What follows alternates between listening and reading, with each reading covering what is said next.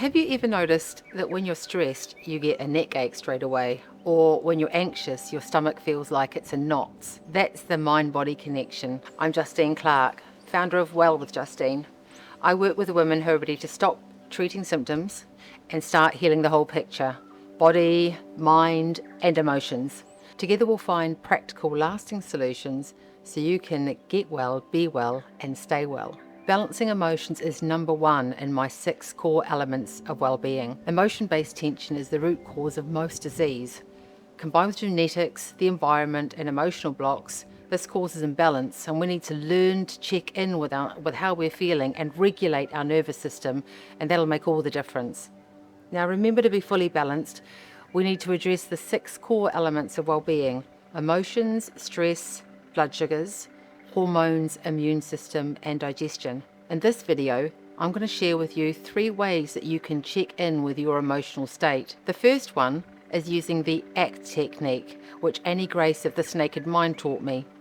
A stands for awareness, C for clarity, and T for turnaround. This is how we can take an emotion-based belief that might be a negative one holding you back and turn it into something that's more positive so you can get going with your day. For example, someone says something to you that makes you feel that you're not good enough. Could be at home, could be at work. Get awareness. Is what they've said true?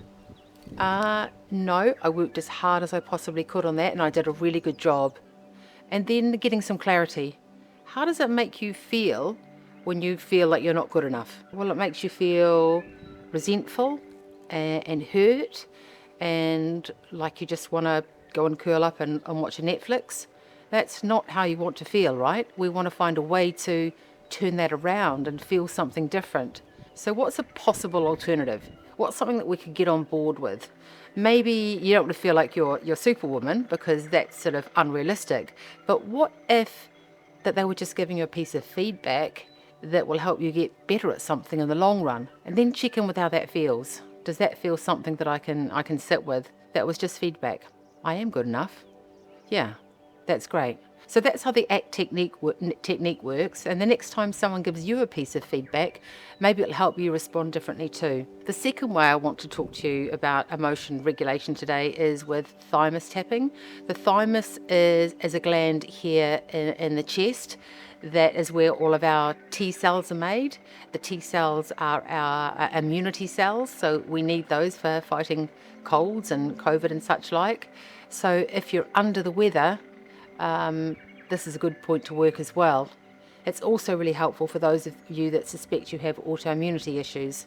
So with the thymus tapping, find that tender little spot. We're on the left hand side of the chest, and you'll find it between 2 ribs here. Find where it's tender, and then give that a little tap like you're your own drum.